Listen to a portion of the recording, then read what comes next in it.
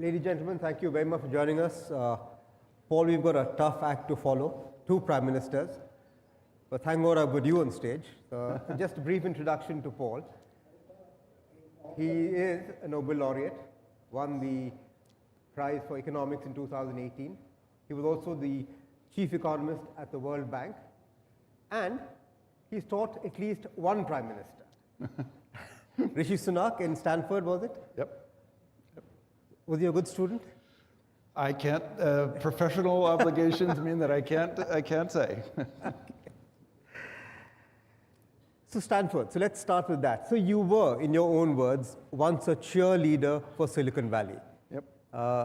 It synced well with the thesis that won you the Nobel Prize, that it was the power of ideas that could transform the world. I'm just trying to make it as simple as possible. But you told me now that you're disappointed with the way technology hasn't really worked to transform the world in the way you thought it would. What went wrong? Well, let me try and go back and situate myself in 1982 when I became a professor, when I got my first job in economics. This was a time of great pessimism. If any of you are as old as I am, you'll remember a report called Limits to Growth, which said that the global economy was doomed because we were going to run out of petroleum supplies in the 1990s. Now, I came on the scene and said, this is just absurd. If you look at history, we've had innovation on top of innovation on top of innovation, and the actual opportunities for us are very positive. And if you think about what's the real problem we face now, the people who were worried about not enough petroleum got the sign wrong. It's not that we have too little petroleum or fossil fuel, it's we have way too much of it. And if we burn it all, we'll cook the planet. And the way we would discover all of that new supply would be because people would innovate, they'd find ways to solve problems, they'd discover much more fossil fuel as they had. So when I saw Silicon Valley starting to seize the opportunities with digital electronics, I said, the sky is the limit here. We'll have all kinds of things we can do in the future that we couldn't do before. And that optimism about what we can do with the technology is still correct. I still believe that. And I believe it about a problem like climate change. We can decarbonize our electricity supply. We can find ways to still have growth, still have improving standards of living, and protect the planet. We'll discover ways to do that. But what's the disappointment? The question is, if we're given opportunities, what do we decide to do with those? And with the opportunities that we were given in the United States with digital technology, we have squandered a really phenomenal opportunity. And the way to see what we've lost is to compare the success in India with the way technology has been used in the United States. I think the initiative... Let me just interrupt you here. Yeah. But if you ask the companies in Silicon Valley, they'll say, where is the lost opportunity? We've become the 4 or 5 most powerful companies in the world. The companies who have for the last 15 years dominated the US stock markets, never happened before. Yep. And so no signs of slowing. Okay, well, let me give you the conversation I have back and forth with them. When I said before that, look, historically, one of the signs of the dramatic improvements in standards of living is steadily increasing life expectancy across countries, across time. And so then I talk to the Silicon Valley types and say, life expectancy has stopped increasing in the United States. It's actually falling. And then they say, oh, well, no, we don't want to use that measure anymore for progress. We want to use something else. And I'm saying, no, if that's the measure that we picked in the beginning, you got to stick with it. And by that measure, something's really gone wrong in the United States. People are not living as long as they did before. So how can it be that we've had a technological revolution and people aren't living as long? It's because that technology has not been used to improve the quality of life. And then you see what Aadhaar has done by not just making it easy for people in this room to make digital payments, but taking hundreds of millions of people who had no existence in the formal state. They had no document, no birth certificate, no driver's license, no official document of any kind. They didn't exist in the eyes of the modern state. Aadhaar made them real, gave them existence by giving them a number. And then all kinds of things have been built on top of that. So there's the direct benefit transfer schemes, access to financial accounts.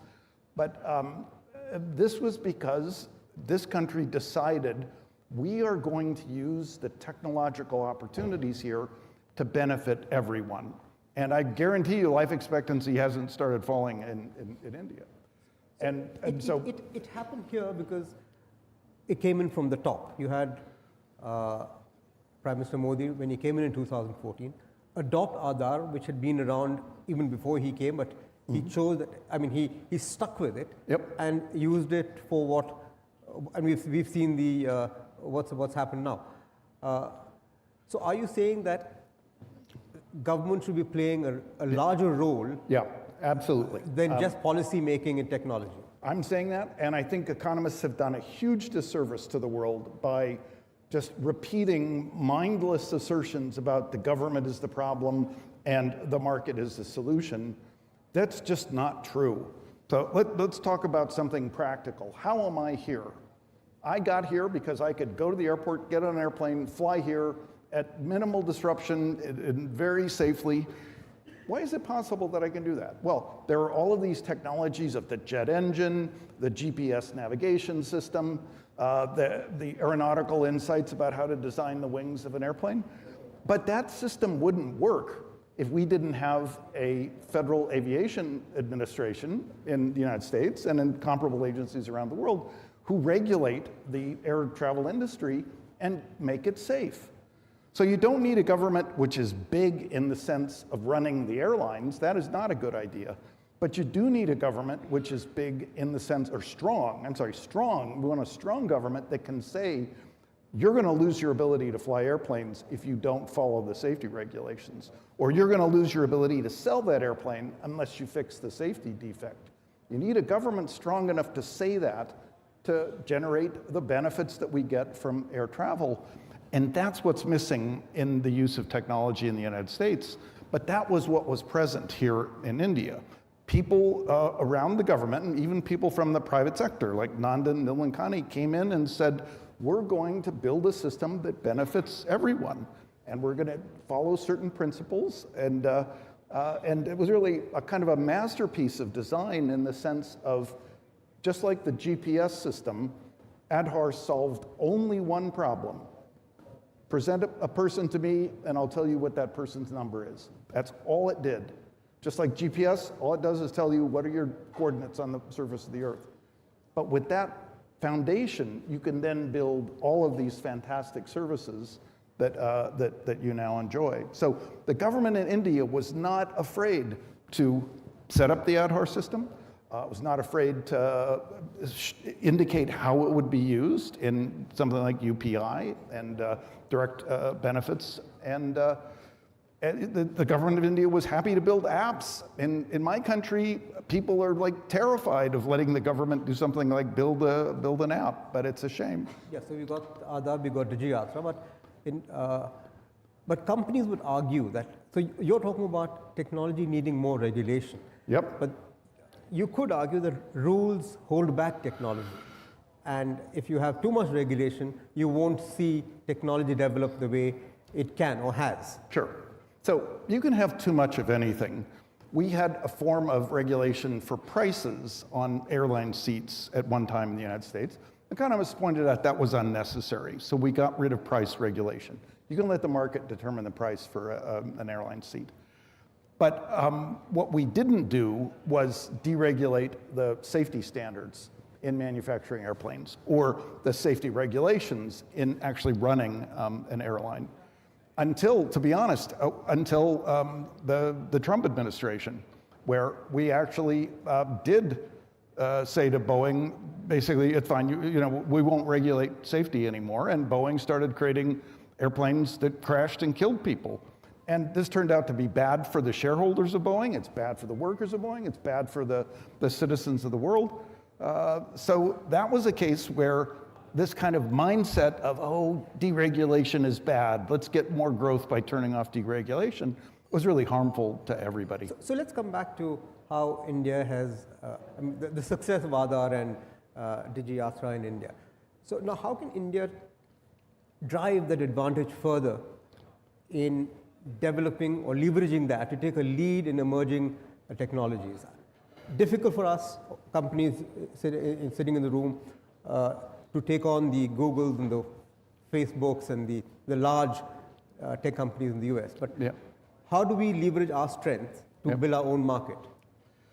Well, I think the fundamental difference was that in the United States, people saw the opportunity to create a platform and then to use the monopoly power that was conveyed by a platform to capture private wealth. What people in India saw is that they could build a platform of Aadhaar that was controlled by the government and could be used for the benefit of the people, not to generate wealth for just a small subset of people.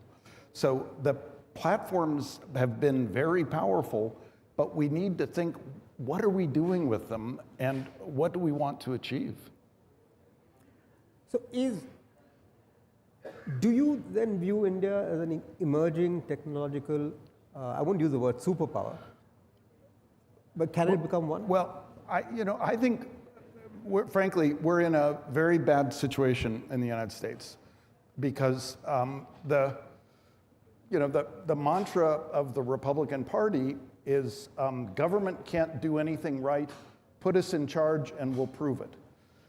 And so we've had governments that don't do things. We've had governments that stop doing things like regulating Boeing. And that's led to this perception that the government can't accomplish anything. We've had other trends as well. The judiciary increasingly tries to micromanage everything the government does. And so people feel like the government can't get anything done. That makes them want to basically tear it all down, to get rid of the government. When in fact, what they need to do is build a government which is strong enough to get something done.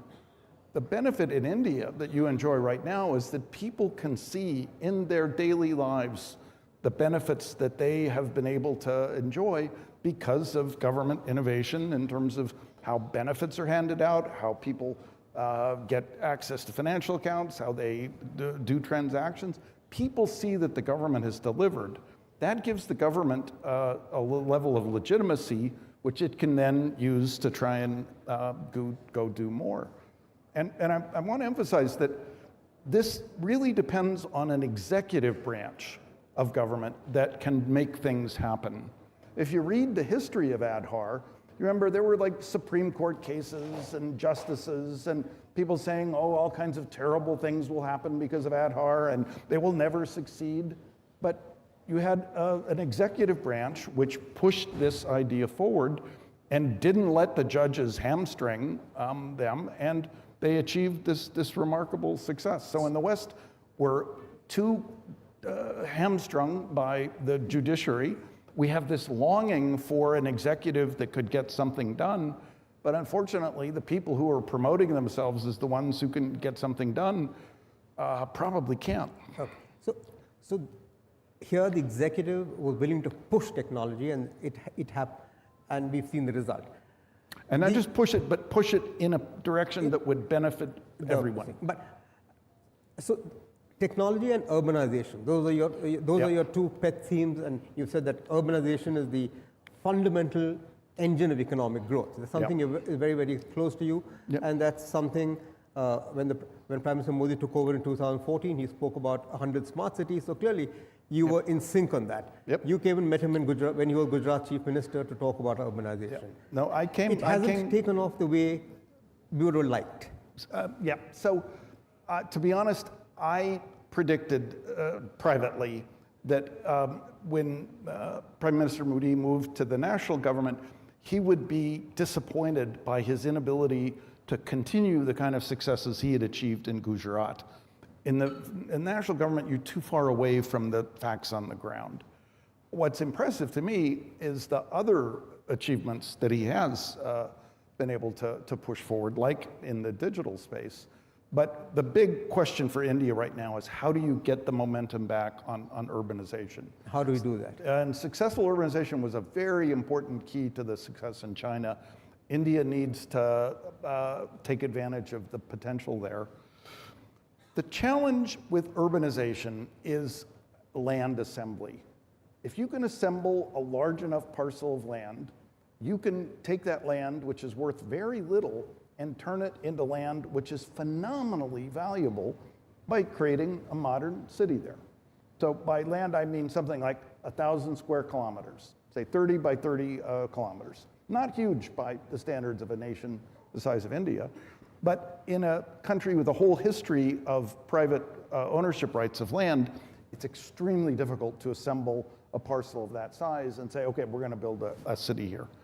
I think India needs to get clever about figuring out how to do that. Before we get to the problem, though, can you just explain to us why you think, or why do you call urbanization as the prime engine of growth, of development? Yep. First, if you just measure the location where GDP gets produced in all over the world, it's very much concentrated in urban centers. There are a few things like land, like agriculture and minerals that require the land, resources of land, but all of the other value is produced in cities. So absent impediments, all of that activity will move into cities. And this is a reflection of the thing I first studied, which is the power of ideas. When you can share ideas and work with the ideas of others in a connected urban environment, you can produce much more value than if you're off on your own. So the future will be almost entirely urban. 90+% of the population will be in urban centers, but you need to expand the total amount of floor space in urban areas to accommodate all those people.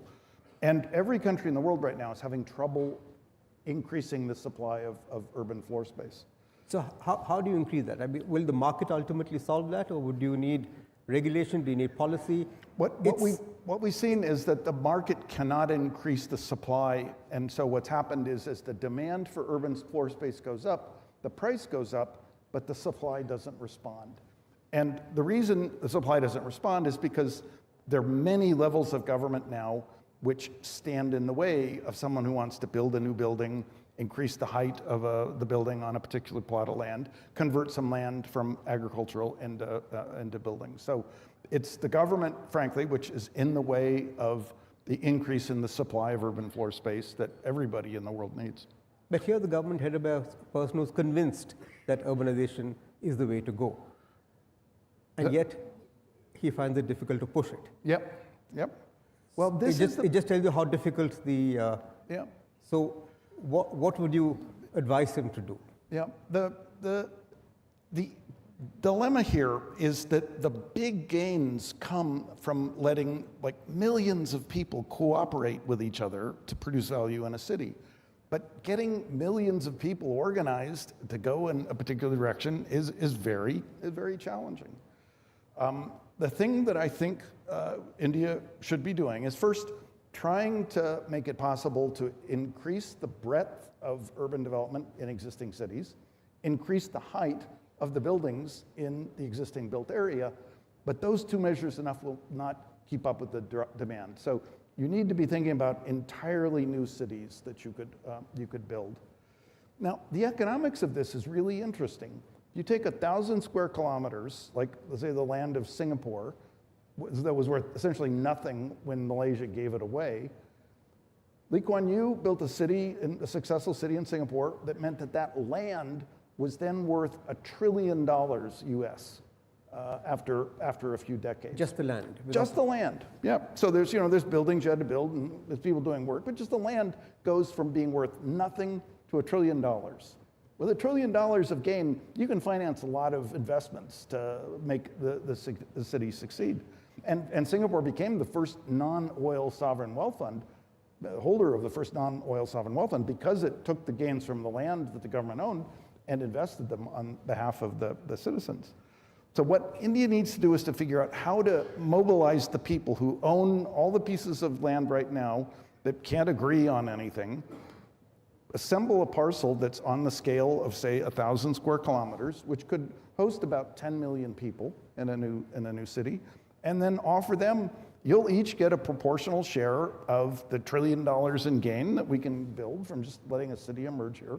But you all have to stop retaining a veto right over exactly what happens in your parcel. We have to be able to lay out, streets, and we got to put in sewers and provide for the public space. It's a very straightforward process once you assemble the land. Now, I don't think when Lee Kuan Yew took over Singapore, he used eminent domain to just take the land of the whole island. The prime minister can't do that, but what he could do is run a contest between the various states of India and say, we, the federal government, will reward the first state that finds a way to get a consensus and assemble a parcel of 1,000 square kilometers and devote it to new urban development. If you started that as a contest, instead of having states resisting an initiative like this, you'd get them running to be the ones that win and become the new Hong Kong, the new Singapore, the new Shenzhen in some part of India. So the economics of this are not hard, but the politics are challenging, and this is where leadership could really make a difference. Moving on, you're credited with the quote that a crisis is a terrible thing to waste, a terrible, horrible thing to waste. Right. What, to your mind, is the biggest crisis facing us today? And what's the opportunity? Yep. Is it climate change? Is it? So, climate change, to be sure. We could use climate change once again to commit to this notion that if we just create incentives for people to solve a problem, we can solve it, and we can solve it really at no great cost in terms of the quality of life. We need to have a mechanism if we want to, for example, get people to innovate in a way which decarbonizes the energy supply. You got to create a way to steer innovation in that direction instead of the direction it's been going, which is discovering more and more fossil fuel. We don't need any more of that, but we do need more innovations that are low carbon. We could commit to innovation will solve this problem. Let's just create the incentives for innovation and go forward with it. And we could get out of this doomsday kind of scenario thinking that where things are hopeless and that there's nothing we can do. It's all in our hands. We can solve that problem. So the opportunity there that we shouldn't waste is to say, we can fix this if we just set our minds to it. Now, let me say one other crisis that I think is really kind of looming where India, I think, could be particularly important. China and Russia both want to go back to a world of empires where the sovereign state, if you were listening to David Cameron, he was speaking as if it was obvious that everybody agreed that there's a notion of independent states with sovereign borders. That's not the way that people who want to go back to empire think of things. They think of empires as having the ability to meddle and influence their whole sphere of influence, and the national border is not important. So there's a vision of return to empire, which was a very durable form of human organization for centuries, that both China and Russia are pushing. And there's a Western notion of what they call the Westphalian state from the Treaty of Westphalia, which says, no, there are states with borders, and it's absolutely taboo for one state to try and invade and interfere with another. India needs to decide, does it want to be on the side of empire, or does it want to be on the side of the Westphalian state? And I think India might be able to stand up and say, we remember what it was like being part of an empire, and we didn't like it. So we want to stand up for the importance of the sovereign state as the organizing principle going forward in the world. If India takes that stand, it could really decisively tip the balance, which might otherwise go in the direction of, okay, well, China will have its imperial sphere and Russia will have its, and they'll just meddle and influence in surrounding countries, and we'll just go back to that kind of world. You really think so? I do. Yeah. So one final question. Well, frankly, I mean, the United States had been a strong supporter of the Westphalian states, but the United States may not be as decisive in decades to come. So the world needs You have been fairly pessimistic about the position of the United States. Yeah. What's led to that? And well, as I told you, I just look at the facts, and the facts are that we're trying to decide right now whether the most powerful nation on earth should be led by a former federal prosecutor or a habitual criminal. And for some reason, that seems to be a hard choice for some people. That makes me very worried about the future of my country. Okay, so we have a large market audience here, so what does that mean for the dollar? Excuse me, what? What does that mean for the dollar? Oh. You were chief economist of the World Bank, you are an economist. Oh, I'll tell you, when I was at the World Bank, I didn't ever try to weigh in on forecasts about the dollar or forecasts about GDP, but I did try to weigh in on one thing. If you look on Wikipedia at the article about ADHAR, within the first paragraph, there's a quote from me as the chief economist saying, ADHAR is the most important technological system in the world right now. And so that's the kind of thing where I feel like I can make a better judgment. And I saw right from the beginning how powerful ADHAR was going to be. What happens to the dollar? What happens to the stock market? I'm not the right person to ask about that. So, forecast for us then the US election. And I'll tell you why you're qualified. You are an intelligent man, very intelligent. You come from a political family. Your father was governor of Colorado. Yep. Your brother was state senator. Yep. So you obviously have your finger on that pulse. So who's winning? I think it's very hard to tell right now who will win. It seems to be very close. And the real question is, why is it so hard? And I think to kind of give some credit for this, think about the fact that people are dying younger in the United States. There's some of this is what they call these the diseases of despair, alcoholism, drug addiction. But this is a sign of really profound distress in large parts of the country. And we shouldn't minimize that. And when people are so discouraged, so depressed, that they're drinking themselves to death and they've given up hope, it's not a surprise that they're willing to just lash out or do something a little bit irrational. I think people like me, economists, need to take responsibility for the fact that we let this situation deteriorate to the point where those people are so, they don't see any improvement in their lives. They don't see any future. They don't see the possibility of progress.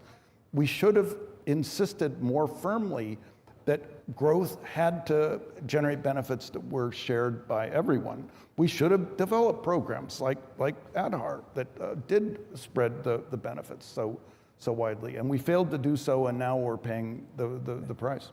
Okay, on that note, Professor Romo, thank you so much for joining us. Thank you. Thank you. Thank you, sir.